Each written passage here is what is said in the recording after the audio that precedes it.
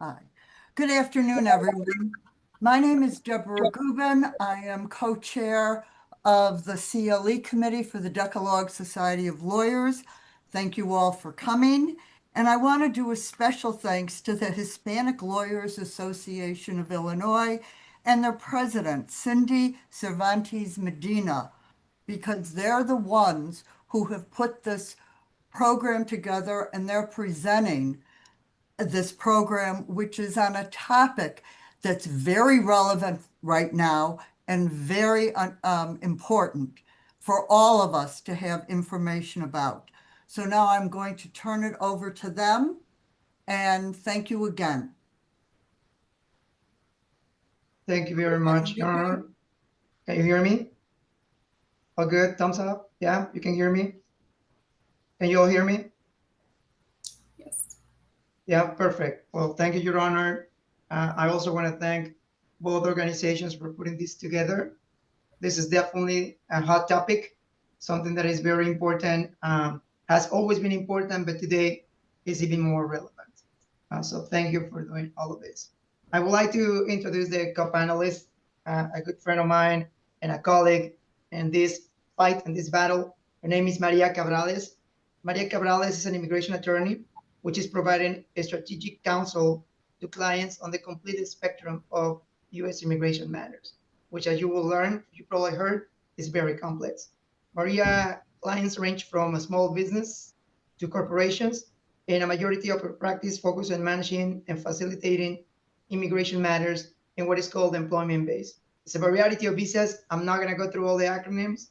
It's very complex, but she will be very kind to explain all of those options to us during this presentation. I want to thank her for participating in this panel and for sharing her expertise. My name is Enrique Espinosa. I am an immigration attorney. I work at Chicago-Kent College of Law. And I'm an immigrant myself, so therefore this is a topic that is very relevant to me as well. Before we begin, I'm just going to give a little disclaimer. As you all know, this is not, it should not be considered a legal advice. This is going to be only informational. And all the comments that you're going to hear today, despite the fact that it's going to be just public information and things that you can find on your own, this will not represent the views of our employer or the organizations that we're part of.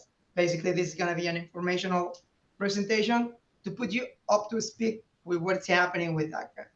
And we're going to go through the overview of what DACA is so that we are all on the same page in a very, very, very broad view. In my screen, I can see that there's some other things on it. Can you see the title of this? Can you see the introduction of DACA or not? Yes. Okay, perfect. So this is what we're planning to do. We're gonna talk about what DACA is, what DACA stands for, and when was enacted, what were the challenges that we went through it when this was enacted, and the reasons that this is being challenged in the court. We're also going to be talking about the current stance of DACA, which is probably what many of you are very interested to know, whether DACA is still a viable option or not. And we're going to talk about the more socioeconomic impact of DACA, right? Why this matter, not just for the DACA recipients, which are called dreamers, but in fact, the reason that this impact society as a whole. Those will be the objectives of today. So with that in mind, we plan for a presentation of only about 45 minutes, where we're going to leave 15 minutes towards the end for any questions that you might have. If it's super relevant on the topic that we are discussing at that moment, feel free to raise your hand. But if not, I will kindly ask you to just wait until the end, just because there's a lot of information. And I believe that there's going to be two important aspects of this. Well, we're going to go to the history of DACA. We're going to be talking about ways and manners that some of these dreamers, DACA recipients, could potentially be eligible to adjust their status or to become a legal permanent resident. That's what we're going to focus the majority of our time. And then we're just going to do a little brush of what's happening in the courts regarding DACA. So with that in mind, so DACA, what is DACA, Maria? So DACA is a deferred is Deferred Action for Childhood Arrivals. It was granted in 2012 by President Obama to allow essentially people who entered as children to remain in the US and to not be deported. Now, as you might heard, DACA is not a new topic. It's been on since 2012. But unfortunately, DACA has been challenged in the court from their inception. And one of the issues that DACA has, according to their critics, is the fact that it was more like a unilateral decision, meaning that this did not went through Congress, but in fact was created by the president at that time and enforced by DHS. Those are the things that are being probably the base of every single litigation that has happened from its inception, where they say that it violated the APA and that it was just taken as a unilateral decision instead of involve Congress. But needless to say, in fact, they have been trying to pass something similar than DACA since 2001 with no luck. It's been always faced a gridlock. So we've been facing all this back and forth where nothing was implemented, but until they decide to create DACA in 2012.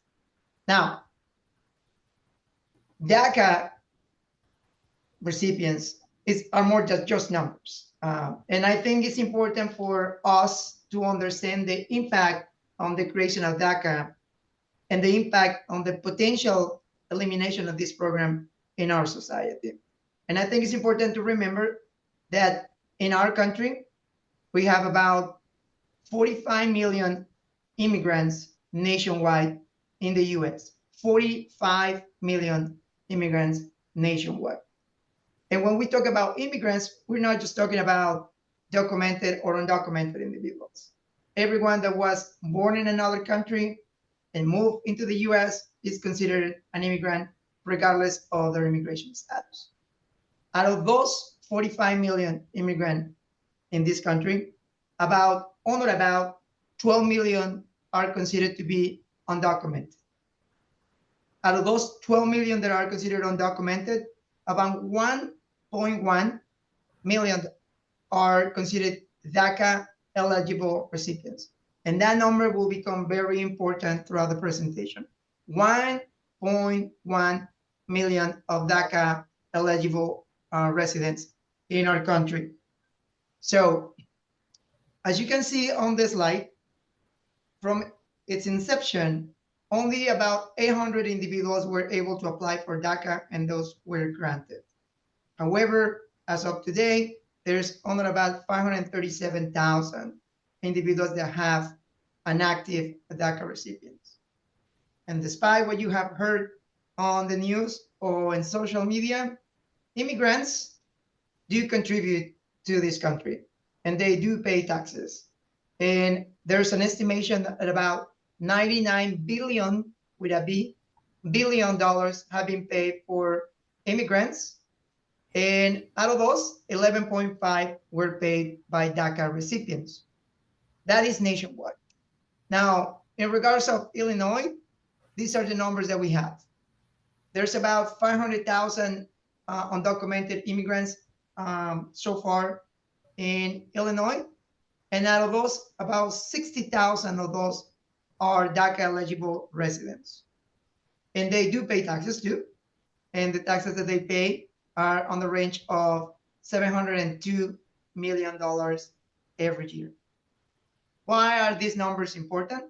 Well, because their contributions to the community is not just financial, as I just showed you, but they are in the numbers that represents about 90% on the working force.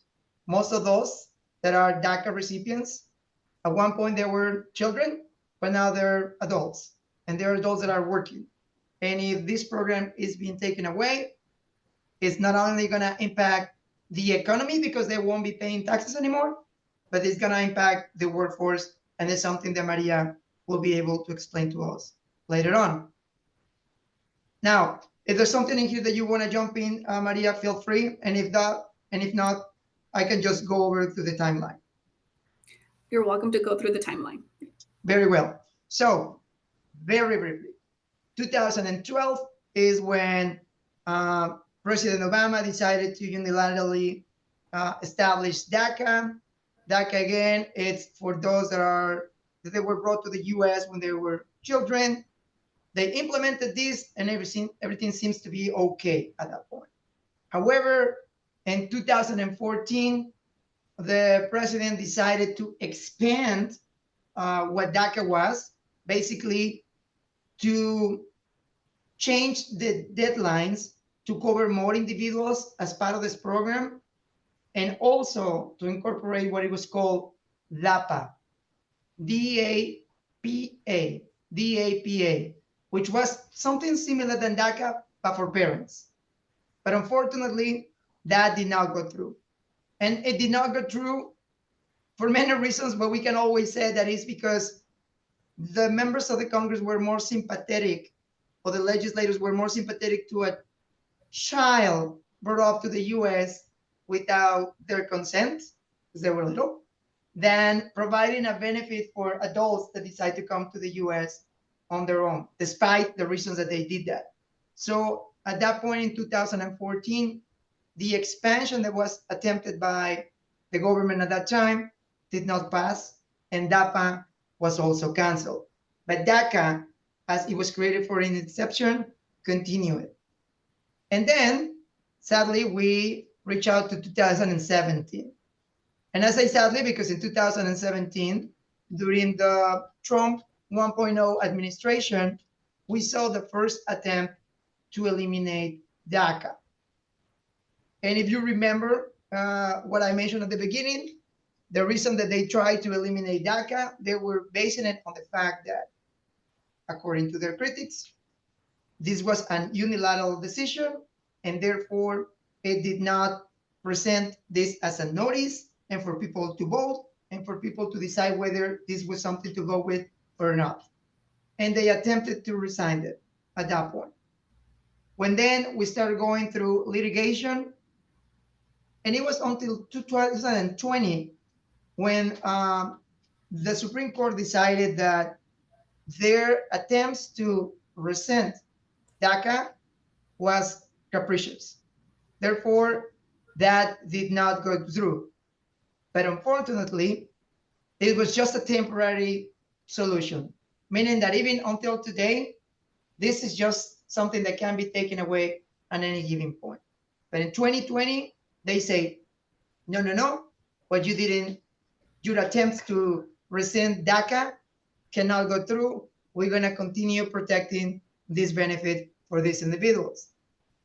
However, we are moving to 2025, and now, as you probably know, there were new attempts to eliminate DACA. So the most recent decision that we had comes from the Fifth Circuit in Texas, where it was found that the DACA program in itself was unlawful. However, they still allow that DACA recipients can continue renewing their applications, but no new applications can, at least at this point, be processed for DACA recipients, which we're going to explain in a little bit. So for those out there that are curious about whether can I continue applying for DACA right now? Well, if you are renewing your DACA, the answer is yes. However, it's expected that there's going to be more litigations about this topic because this is based on facts, okay? Because in Trump 1.0, this was their first attempt to eliminate this. It did not go through. And when the Supreme Court told the reasons why they didn't do the right thing, they pretty much showed them the way to do that, right? They told them, you did not follow step 1, step 2, and step 3. So it's expected that this time around, they're going to try to follow that. It is also expected that they're going to try to attack this program because if you follow the news, you probably saw that just recently, some other officials made a statement, a public statement, saying that DACA It's not and does not provide any sort of protection. And in fact, the DACA recipients must self-deport themselves. So it is clearly a hot topic nowadays, and it's something that this administration is paying attention. Mixed messages by this administration, perhaps, because, what did I do? 1 second, sorry. Mixed messages is what we've been receiving. There, people that work in the government are saying that this administration is going to go and cancel completely DACA, but at the same time, the president is saying that he's willing to entertain some conversations about fixing their status. So we don't know. We don't know at this point what's going to happen. What we do know that is something that we need to keep paying attention, because a lot of people is going to be impacted by this. So if Maria, could you help me out with what is the eligibility criteria for DACA recipients? So yes, so to be eligible for DACA, you have to have been under the age of 31 from June 15, 2012, came to the US before you were 16. You have to show that you have lived in the United States since June 2007. You have to also show that you're in school, that you have served in the military, and then the good moral character essentially means no serious crimes. I would say that for right now, we are seeing a little bit of pushback on mostly anyone that has any crime. So serious crimes were usually, felonies. If you have a felony, you're not going to qualify for DACA. But like even smaller misdemeanors, we are starting to see a little bit of a challenge with those DACA renewals that have those types of small petty criminal activity. And I would like to add to that one. Perhaps you guys are familiar with what is called the Laken-Riley Act that just recently passed, which pretty much what it did is expanded the kind of crimes that individuals may be subject to, and therefore be subject to a mandatory detention or deportation. So what we have seen is a trend in a change of what is called a good moral character by expanding the type of crimes that will make you uneligible for certain benefits, and even worse, to make you someone that can be deported should that become the case. If you can, Maria, talk about the benefits and the limitations on DACA, please. So some of the benefits of having DACA is that, you're authorized to work. You have protection from deportation. As Enrique did mention, that they may be facing a couple of challenges. You are allowed to have a driver's license, you can get a social security, and you also have access to education. But the unfortunate parts about DACA is that, it is temporary. These individuals have to pay for a renewal of work authorization every 2 years, which can be expensive. There is no direct path to citizenship or even becoming a green card holder or a legal permanent resident. And of course, there's constant court challenges. Now, Maria, let me ask you this question. Since you work in the business aspect of immigration, have you seen any pushback from employers hiring dreamers, DACA recipients, because their status is expiring in 2 years? So no, not with my clients, but I will say that in the United States, there has been some challenges. Some companies are not willing to hire DACA recipients. They haven't been my clients specifically, but we have seen that happen. And employers cannot do that because you would be violating employment laws, right? You can't discriminate someone based on their citizenship or nationality. Very well. So, and the reason that I ask you this question is because we also need to think about what an employer might be thinking when they're trying to make an investment on an employee, right? Knowing that you are trying to hire somebody and that someone, perhaps in 2 years from now, might not have the status. And therefore, it's an investment that might not give you any retributions down the road. And I do see that although it will be illegal to just be not hired or being discriminated for your nationality, it's a reality that employers might take into considerations whether this employee that I'm hiring right now may have a legal status and will be eligible to work 2 years down the road, which in different aspects and other type of benefits such as TPS, we have seen it. where TPS has also been just temporary, the individuals can be actually not being hired for the fear of the employer to not knowing whether they're going to be eligible to work 2 years down the road. And that's something that is happening with DACA recipients. Now, a misconception that is out there, a lot of individuals might believe that DACA recipients have a legal status. Is DACA a legal status per se, Maria? Unfortunately, no, it is not. So what does that mean? So what are the protections that you have then if you don't have a legal status but you're allowed to work? Essentially, the way I would describe it is that, you don't have, you're kind of authorized to preside in the United States. You have this authorization of presence in the US, and that, you're not going to be someone that's going to be deported. You're not on their priority. But status essentially means that you have authorization or specific visa that allows you to be inside the US and live in the US without fear of being deported because you have a valid visa status. Thank you. So if you pay attention to the previous slide, we're talking there that there's no direct path to citizenship. However, for some, not for all, but for some of them, there might be a path where they can try to adjust their status. Maybe the term is incorrect, but for them to become legal permanent residents. And that's what we're going to be talking about. And that's what I'm very grateful that Maria is here, because for the attendees of this presentation, there's two ways that, well, there's more, but the most recurring ways that they can try to obtain the legal permanent residence is based on an employment-based visa or the family-based petition. So I'm gonna just let Maria to take over and explain about the employment-based visas and how can some of the dreamers may be eligible to obtain a legal permanent status through that. Take it away.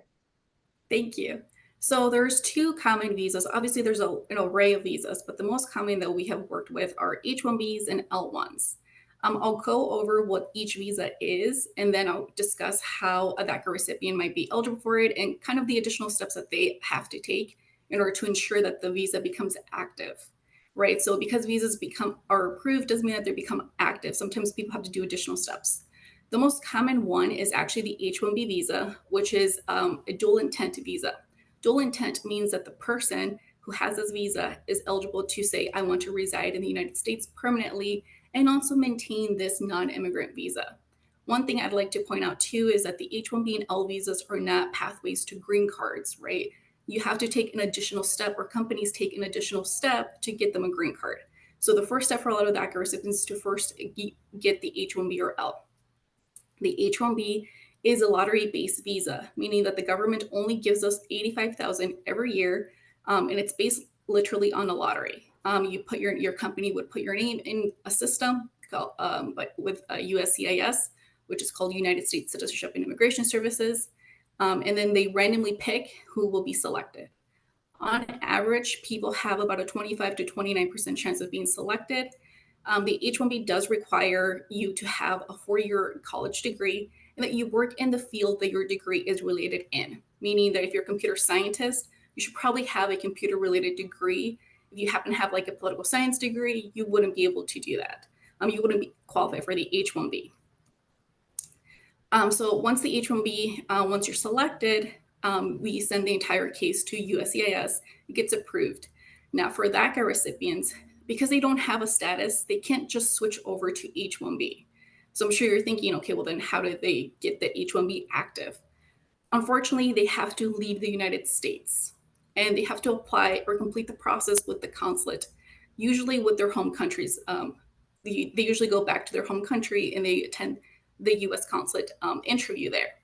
The US consulate does have full discretion of denying or approving the H-1B. So even if your H-1B was approved with USCIS, the consular officer has control as to whether to approve it and give you the H-1B visa so you can re-enter the United States on H-1B status. And then once, let's just say everything went well, you're approved, you enter the United States with a status like the H-1B. The L visa is slightly different in that it's there's two subcategories. There's the L1A and the L1B. So the L1A is for managers and executives, and the L1B is for people who have specialized knowledge or advanced knowledge. The trick with the L visa is that the person has to work for a company that has entities outside of the United States that they're related to. And that individual has to work abroad for at least a year to obtain the L1. And the process, it's not lottery based. The companies are able to, show that you work in these positions, you're sent abroad, you work for the year, they file it, and essentially, like the H-1B, you have to go to the consulate and get the visa.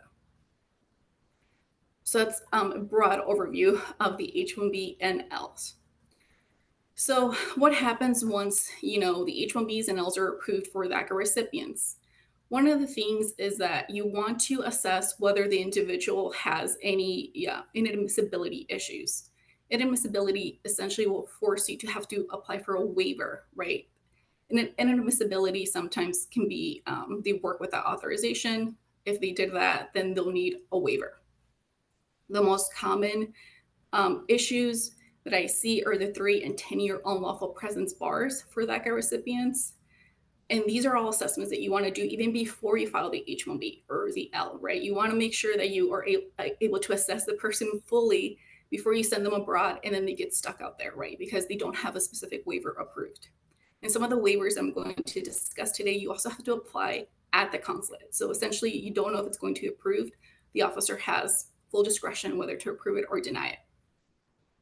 So kind of going back to the 3 and 10-year unlawful presence bars, essentially, it's for people who enter unlawfully, and their provisions under the Immigration and Nationality Act.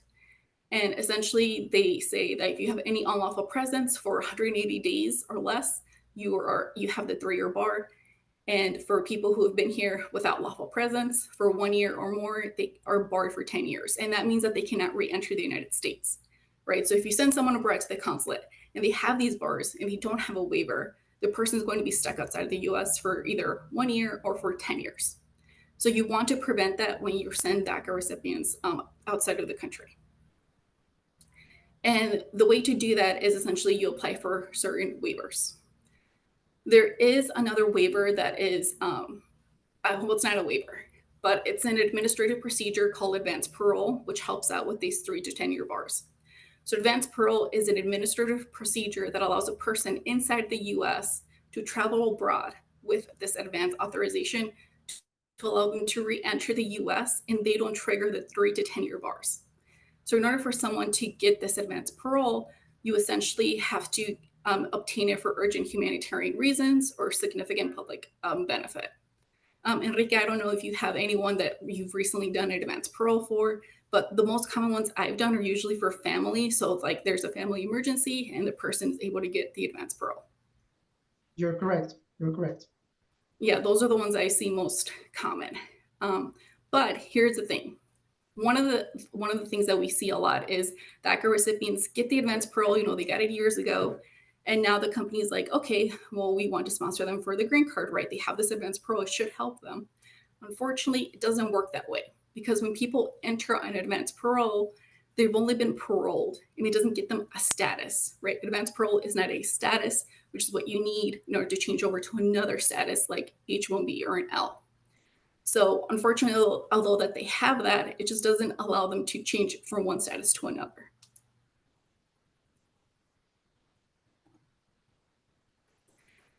As I was discussing before, a lot of DACA recipients have certain different inadmissibility issues. I'm not going to go through all of them, but another common waiver is called a D3. So the D3 is essentially where the consular officer issues a discretionary waiver to allow the person to re-enter the United States. A lot of the reasons why we would use a D3 is for the 3 to 10-year bars. And also if they have like unauthorized work, if they also have like some unauthorized presence, that's maybe 2 weeks to 3 months, I tend to be a little bit more conservative and I'll still prepare that D3 waiver. Essentially, the officer will conduct a balancing test, and this is an application that they apply for at the consulate. There's no mechanism for them to get this approved inside the United States.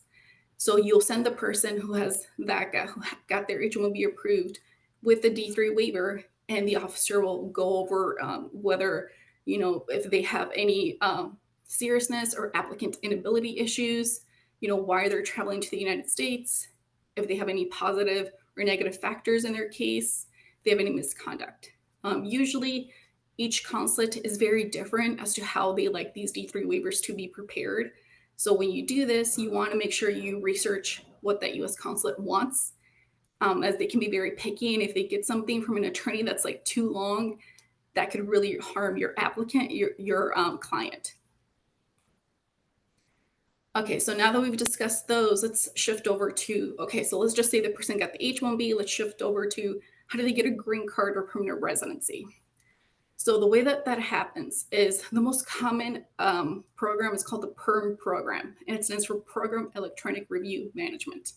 It's a program that started around 2004, 2005, and essentially it's a US labor market test. So when companies sponsor their employees, which is the most common, the PERM is the most common way to sponsor employees, you have to test the US labor market. So what does that mean? Essentially, that means that that employers have to post the job that this candidate or your employee has and see if there's any US worker that's willing, able, and qualified for the role. It is a very lengthy process, and now it takes an average of 2 years. But essentially, like I said, it's the most common one, and although it is very, like, there's a lot of paperwork that goes into it, it is a way for DACA recipients to be sponsored by their employers. As I said, most employees can be sponsored for the PERM. The companies work with the Department of Labor to obtain, prevailing wages, which just means that they are told how much the person has to be paid. There's a lot of details that goes into it. Once that step is done, which is the one that takes about 2 years, there's another second step that's called, the company has to file, called Form I-140, which is where the company sends the application, all the materials like, oh, we assessed the US labor market. There was no US workers available for this position or that qualified for the position. Now we want to continue to sponsor this person. And they also have to show that they have the money to continue to sponsor this person and pay them that prevailing wage. Once that I-140, which is called Form I-140, is approved, then we do the third step, which is to see, are there green cards available? In the United States, for employment base, we get approximately 140,000 green cards per year. And every October 1st is when the fiscal year begins. Of course, this because we only have 140,000 green cards available each year. This means that there is a backlog for a ton of people. So although you may go through all these steps, depending on what depending on what country you're in, depends your wait time, because we also do it per country. So for some people, if you're necessarily like a national from India, you likely wait through the PERM process over 40 years to obtain a green card. Yeah, it's a very long time because there's just so many, right? So that's kind of the way. So that's generally what we do under the PERM rules. You kind of look to see, okay, is this person eligible for a green card? And if so, can we adjust their status, right? And obviously, if they have the H-1B, yes, they're able to get the green card that way eventually. And finally, the last topic I just wanted to touch upon, it doesn't really impact too much on the employment side. It's more of a family side. But there's a provision in the Immigration and Nationality Act called the 245I. This is another option that you always want to look at when you're assessing DACA applicants, whether they have a U.S. family that can help them sponsor for the 245I. And I would say that the purpose of the 245I is to prevent the person from having to leave the United States. And it allows them to adjust their status. Unfortunately, under employment-based, it doesn't really help you, because for employment-based under the 245I, they say if you're going to be sponsored by your company, you still have to have a status, right? So it doesn't really help with employment side, but if you happen to have a US qualifying relative, it might help you prevent you from having to leave the United States. And Enrique can definitely talk more about the 245I in the family context. All right, Maria. Well, thank you very much. This is something that is absolutely new to me. We only base on what is the humanitarian aspect, family based. But it's always good to know for everybody participating in this presentation to know that if you are a DACA recipient, or if you do employ dreamers, or you do know a DACA recipient, there's two ways that they can potentially try to move from the DACA status to be a legal permanent resident. So thank you for explaining that. This is a very recurrent question that we have in the office. And since we don't do that part, we always refer it out to the experts for that matter. So as Maria was explaining, there's another option that they might have that is called a family-based petition. So let's do a little recap. So it's a minor child brought off into the US at certain point before 2007. They have to be residing here. By 2012, that's where the program started. Many of those that were children back then, they're already adults, right? They're in their 30s. Some of them, a few of them are already in their 40s. And despite the fact that they have had DACA for several years, that's a status that they have to renew every 2 years, meaning that every 2 years they have to be concerned about, is this program going to go away? Is this program will remain? And what am I going to do? Because if that is canceled, then what's going to happen to me? Well, what's going to happen to them is that a child that probably only lived the beginning of their lives, a few years of their life in another country, will be potentially deported to a place that they no longer know. And the impact will be to them going to a country that they don't know. Sometimes they don't even speak the language, but also to their family and relatives that will be left behind in the US. Hence, it's very important that we try to fully assess if there's a way that they can adjust their status for becoming a legal permanent resident. Now, if it was easy, everybody would have done that already, but it's not. So this is a way that some of them can also do that through what is called a family-based petition. Maria already alluded to what is called the advance parole. An advance parole, it's a term that has been used in immigration for many things. But the one we're talking about that now is what is called basically a travel permit authorization. Basically is you applying saying like, I need to travel to this place for an extreme, urgent medical or humanitarian reason. And then USCIS will look into it. And if you cover some of the aspects that they require you to cover, because this is not just because you want to travel, this is not just for going on a trip, it has to be for a specific reason. If they approve that, then the dreamer, the DACA recipient, can travel to that place and come back to the US. Now, why is that important? Well, if you were paying attention to what Maria was saying, Maria mentioned something about they need to be inspected, admitted, or paroled. In order for an individual to be able to adjust their status in the US, meaning not having to go outside to do a consular process, but instead fixing their legal status in the US, they need to be inspected or admitted. It's one thing. Inspected and admitted. Inspected and admitted, which is basically the ones that are coming with a visa, right? And sometimes they overstay. Those were inspected by an officer, an agent at the border or the port of entry, inspected and admitted, or this is the key, parole, or parole. So for these DACA recipients that are receiving this advanced parole, they travel to their country, home country, then they return, and when they enter what is called a parole. They were not inspected and admitted technically, but they did receive a parole. Now, with that parole, they might try to adjust their status in the US, but it's not that easy. What does that mean? That they still need to have a qualifying relative that is going to be able to make a petition on their behalf. Who is a qualifying relative? Well, it could be a spouse, a US spouse, or a US children. Now, many of you perhaps have heard, if you have a child in the US, you can fix your status. Once they reach 21, you can fix your status. That's just half true. Because what they are saying is part of the analysis. But they're not saying that the inspected and admitted portion or the parole portion needs to be complied. Otherwise, you won't be able to adjust your status. So if you were a DACA recipient that travel to your home country and return in an advanced parole, and you have a qualifying relative, you can adjust your status in the US. If it's a spouse, or if it is an adult children, someone over 21, it's a US citizen.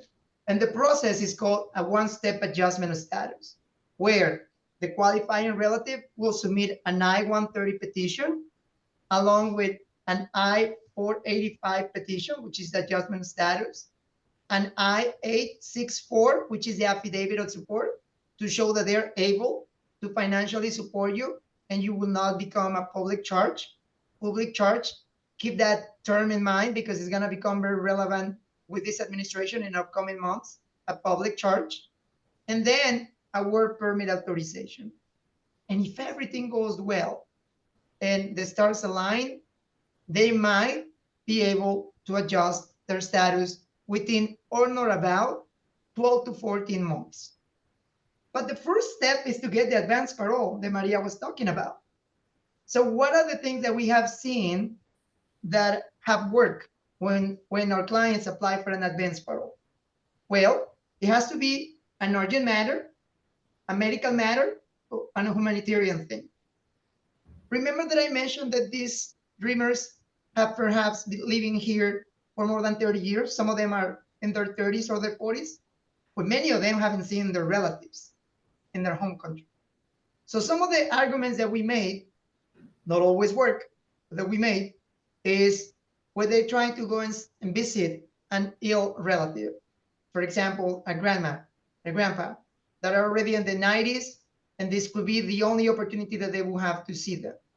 That is an humanitarian kind of reason.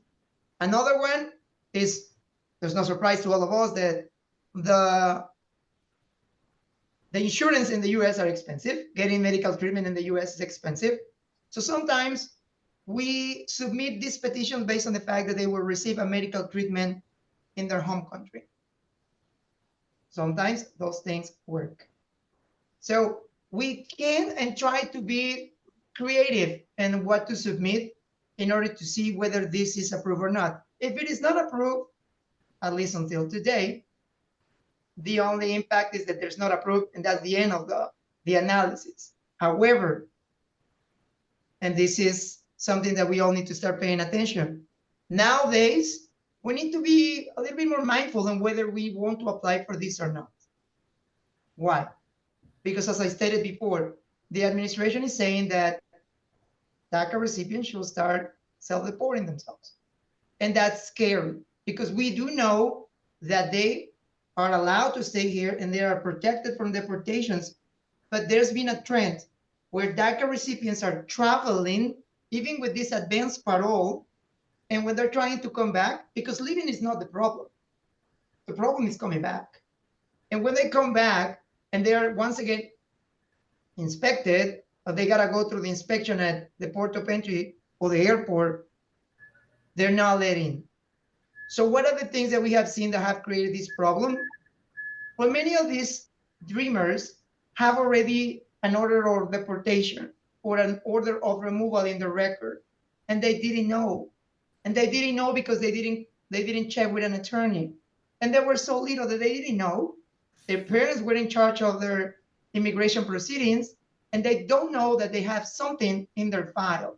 And when they're coming back and they go through CBP review their file and they say, well, you have an order of deportation for 2014.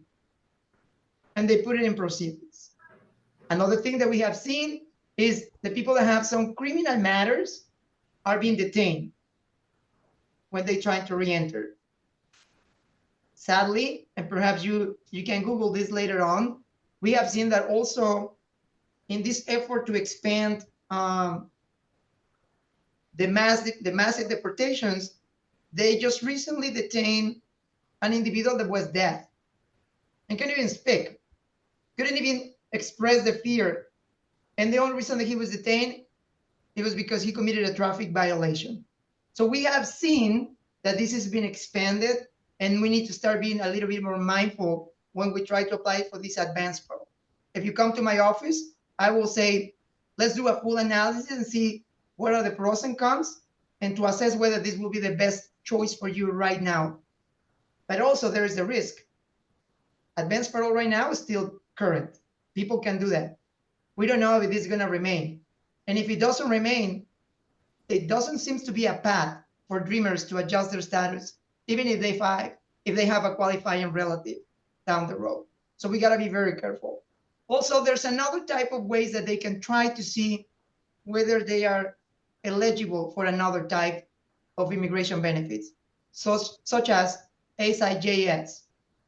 This is for the ones that applied for it when they were eligible, meaning under 18 years old or under 21, depending on the state where they resided.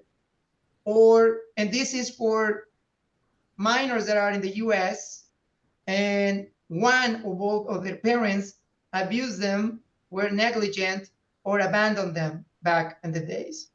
Or a BAGWA visa, right? One of the beauties of immigration is that you can attempt to apply for as many legal reliefs as you can, as you are eligible. One will not exclude the other. So BAGWA it stands for Violence Against Women Act, but it's not just to protect women. It protects anyone that has suffered violence in the family environment. It could be a spouse, it could be a parent, it could be a child. Or the U visa, which is for those that have suffered an abuse or have been a victim of a crime, not any crime, just the qualifying crimes, and have reported it to the police and is helping in the investigation. Or a T visa, which is for the ones that have suffered trafficking for labor or for sex. Those are other options that individuals have if they want to try to see if they can become legal permanent residents down the road. Sadly, just as Maria said that some of their applications might take 40 years, these ones, we're also talking about several years. But at the very least, what they can receive is what is called a deferred action that will protect them temporarily. And again, the key word, temporarily, while it lasts. So, with that being said, just to do a little overview of what we have discussed so far, there have been multiple court rulings. We have talked about this since its inception in 2012, and throughout the years with a change of administration, this has become a hot topic where both parties have used it to gather attention, but nothing has changed so far. It is still a temporary relief that is only valid for 2 years. Yes, they can still renew, despite the decision on the Fifth Circuit, they can still renew their DACA. And in fact, we suggested they renew it as soon as possible. There's certain limitations in regards of work permit authorizations only in Texas. Texas is a beautiful state. Only in Texas. But other than that, overall in the nations, they can still renew their DACA applications, but no new applications. And that's something that is still pending.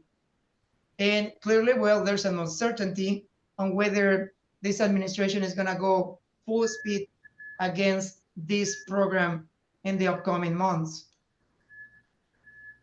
Anything else that you want to add, Maria? Nothing right now. Okay, then just to remember, guys, the impact with Dreamers is not just to the Dreamers in itself. Remember that they do work, they contribute. There are 96% of the Dreamers already in the workforce, meaning that they pay taxes and we rely heavily on them. Many of them are professionals and thousands of them are entrepreneurs. So keep that in mind with this upcoming election. It's very important that we demand some resolutions to this matter because it's not only impacting them and their families, but it's impacting us all as a society. I'm going to skip all of these. Those are numbers. You guys can see it later when we share with you guys the slides. This is about numbers. Numbers are important. We make us understand why these matter. So what is that we can do? Any suggestions, Maria, for the attendees, things that they can do to help Dreamers? Yes, I would definitely let them know that companies can try to sponsor them for green cards. It is possible, and we have seen it happen. And it's probably safer than trying to do the advanced parole based on humanitarian need or anything like that. It's probably safer for them to leave the country with an approved H-1B. Yeah, absolutely. And advocating and organizing. Many of you are probably the employers of a dreamer. Many of you are the friends of a dreamer. Many of you might know a dreamer. So the power of our vote will be reflected coming up. It's not enough just to say this is not okay. It's gonna impact us all if we don't do anything about it. So advocacy and community organizing is important. And always, I will say, respectfully, if you know someone that is perhaps in this particular group of people, let them know that they need to consult with an attorney. Many of them are just letting themselves be guided by what a neighbor told them, what they saw on the news, or what they see on social media. But in reality, there might be different legal paths for them to try to find a relief. In some cases, it's a no.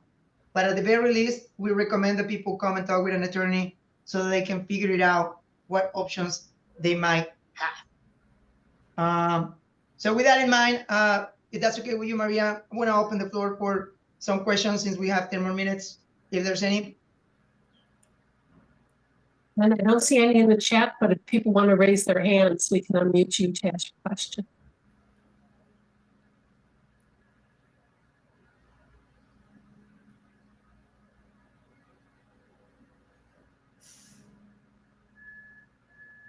I Well, don't think about it. I'll tell you what, I'll ask one. And it's just with this taking over us with ICE positioned at the naval base, and immigration raids or whatever it is they're planning to do are imminent. How can we help protect dreamers and who might be caught up in all this? Because in other states, we have seen that people, dreamers have been, taken by ICE under various pretenses. So what can we do to be good allies? You want to go first, Maria? I got a lot to say. Yeah, I'll tell you. So what I would tell them is that, one, make sure that you actually find an attorney as soon as possible, and to have their contact information. If a DACA recipient is arrested, they want to be able to contact their attorney immediately. So that's kind of one thing I always tell everyone, find someone that you trust, get their contact information, and make sure that they're willing to represent you if you are arrested.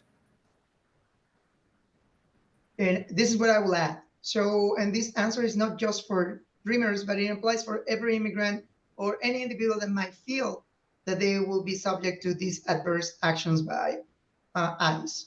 Number one, get a plan in place, right? If you think that you could be potentially be subject to these adverse actions, get a plan in place of who your relatives are going to be calling in the event that you're detained. If you have a minor, who is going to be taking care of that minor when this is happening, or an adult, a senior in your house that relies on you.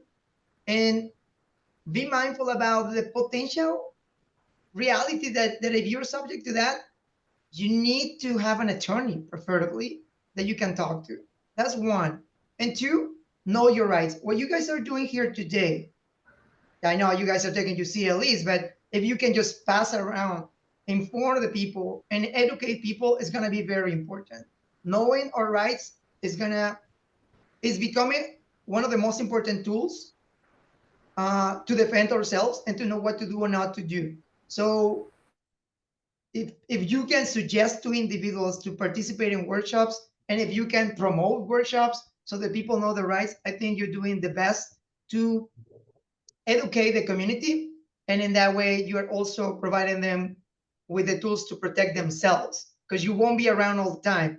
And you need to make sure that you let them know how they can protect themselves as well. I see that Anna just posted something saying that there was some action at the Cook County Courthouse yesterday. Yeah, sadly, yeah, it happened. Yeah, it's confirmed by reliable sources, where they were detaining individuals, domestic violence courts and 555 West Harrison. And again, obviously I'm an immigration attorney. These are the individuals that I represent, immigrants. So I might sound biased, but I'm not biased. I'm objective. And this is my concern about these things. People that go to the domestic violence courts are because some of them are seeking assistance by the court to protect themselves. So when these situations are happening, it might create a chill effect with individuals. They're not going to feel comfortable going out and present these claims. And if individuals are not presenting their claims, it's not only impacting them as victims, but it's impacting all of us as a society, because the abuser will continue doing those actions, not just to them, but to all of us as a society. So we got to look a little bit more broader in the impact of these situations, not just to the immigrant themselves, but how is that going to impact all of us as a society? And yes, it happens, sadly. And that's a good point that you raised. So can you just clarify what are the protections? Because there are protections for people who are involved in reporting crime or victims of crime. There are protections for them to not be subjected to law enforcement, but is that just locally? Like, can the federal government still just sweep them up when they're in a domestic violence court? Ms. Pat, thank you for your question, because it depends. And this is sad.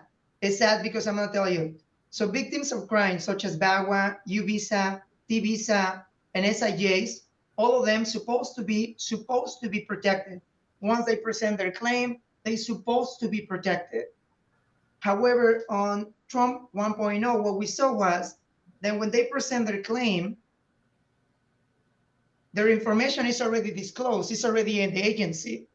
And when they denied the benefit, before Trump 1.0, it was just a denial of the benefit, and that was it. But when they started it, they started putting them in proceedings.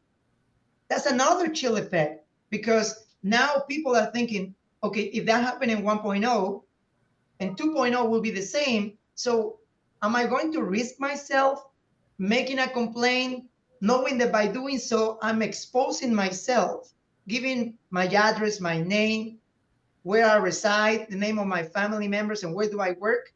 Or should I just keep myself quiet? So it remains to be seen, but based on previous actions, now it's risky to do that, because if you do that, you are exposing yourself. But once again, if that is the impact with the community, we are all impacted by it, because the ones that were committing aggravated robberies continue doing it. The ones that were committing assaults continue doing it. The ones that were doing domestic violence continue doing it, because there's nobody to stop them. Because they tend to, and the numbers show, they tend to abuse all the ones that are more, the ones that cannot speak. Because if they do speak, they will be placed in proceedings. So it's a hard truth, unfortunately. And we do have a question in the chat. Jody is asking, she says she's not an immigration attorney. If someone comes to her and has an immigration question, who should she refer them to? Maria, I'm sorry, I'm taking over, but you can talk if you need. So I think in our presentation, we do have organizations that they can reach out to, that can provide consultations. I think that's on the last slide. Yeah, and we're gonna provide those names to in a follow-up email for sure. Okay. But it's important for you to know as well that we gotta be objective, right? So I'm not telling people to block them and not allow them to do anything. You cannot do that, because you're gonna put yourself at risk. All right. But you also need to know what are your rights. Your rights are that you can record that. You can definitely record what they're doing. And it's important to document what they're doing, but do not block them. Do not try to impede what they're doing, because you're going to put yourself at risk. People need to know the rights. You know, allegedly, you cannot be detained on the street just because of the way you look. Imagine, I'll be detained every 5 minutes because I wear a hat and I wear my cowboy boots. But that should not be the reason for people to stop me. It has to be a reason for them to stop you. When they do that, they can ask you a bunch of questions depending on whether it's a private place, a public place. But if you know your rights, that's half the battle. And then if some of the people that you're with are being detained, first thing that I will tell you is please ask them if they have an A number, which is an alien number, so that it's easy to identify where are they being taken. Because I kid you not, people have been taken today, and then within 24 hours, they'll be moved to Kansas, to New Orleans, to Texas. And then as an attorney, it's so hard for me to find them, because it's so little resources for me to get a hold of them. And sometimes by the time that I am able to connect, or at least to figure it out where they were, they're already in the process to be deported. But don't put yourself at risk. That's one thing. We I have, see a we couple have a hands few up. people that have questions. Elena, do you want to go first, and then we'll get to. I Yeah. just wanted to say I basically do family law, so a lot of my clients are undocumented. I have prepared affidavits so that if the mom is picked up, there's someone to take care of the kids. I know that our family group on Facebook yesterday indicated that ICE had been at 555.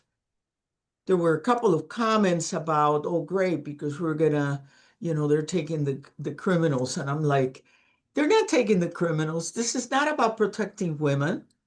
They're not protecting women or men. What they're doing is, you look Hispanic, you are taken. And that is, well, I go crazy with this whole thing. It's extremely upsetting to see that we are in a country right now that I don't think many of us recognize from last year. I'm really sorry, but it's, how are we as a nation, as people who care about other human beings, stop what is happening? This is the same that happened when Hitler took over. This is the same. Different people, same format. So how do we protect all of us? Because all of us are in danger. We start with the Hispanics, but then we're going to go to the gay people. We're going to go to this group. We're going to go to that group. And none of us are safe. So how can we, as a group, as people, really combat this? And you are in an organization that is critical for us to really be involved in. I thank you, your comment. And obviously, I don't know, probably the majority of the individuals that are here are attorneys, and we are objective on our thoughts and comments. And sometimes as attorneys, we gotta tell the hard truth, things that the clients need to know. Sometimes it's not what they want to know, but it's what they need to know. But I do second what you said, right? It's important that we realize the impact in our society as a whole, and to work towards a way that we can all collaborate to better protect ourselves, right? If what we're looking for is for what they call detain individuals that are criminals and send them back, well, let's define what's a criminal, right? Or and what out of the people that you're taking are really criminals or not. Being undocumented is not being a criminal. That's a civil matter. It's an administrative stuff. Let's be clear with that, all right? And also, what's going to happen if we start doing all these mass deportations? I always joke about this in a very sarcastic way. Let's just assume for a second that they're capable to do all these massive deportations, but they can't. Even with the $45 billion that they receive, they won't be able to do that. But even if they do that, immigrants are paying about $100 billion in taxes every year. We are, at one point, I expect that I will be receiving my benefits, my Social Security and whatnot. This is a country that relies on what we are paying daily in taxes, right? Take away $100 billion. If that money is away, two things are going to happen. Benefits are going to be reduced or taxes are going to be increased. And I don't think the increase will be with 1%. It's going to be to all of us. And there's an impact. And we got to look beyond just immigrants. We got to look beyond that. Robert, you have your hand up. Yes, quick question for you. You mentioned on the road to citizenship that the applicant would have to prove that they would not be a burden on society. I remember going back 2 generations in my family when immigrants were required on their behalf to post exorbitant bonds. How much are the bonds required now? There's no bonds for that process that you're mentioning. For the one to become a citizen, there's no bond. There's In the statute, there's not a requirement for they need to put certain money. It's more for the petitioner, the qualifying relative that is making the petition on behalf of the beneficiary, to show that they're financially capable to support him to the point that there will not be a public charge. And what it does is you demonstrate that through your taxes, right? How much money you make yearly. And that compared with a chart that is called the poverty line, issued by USCIS. If you above the number of people in your household with the taxes that you report every year, you're good to go. It's not that you need to put a bond in order to be eligible. Hey, but don't give them ideas, because right now they're thinking about that for visas. So I won't be surprised if they decide to start adding those things too. Thank you. For sure. Thank you very much. This has been a great presentation. I want to thank Enrique and Maria for presenting, and our friends at HLAI for doing this with us, actually putting it together for us. And also, I just want to mention that Cindy did post something in the chat, if you didn't see it, about Know Your Rights information that's on the HLAI website. So again, thank you very much. Everyone, please stay on to fill up the evaluation forms.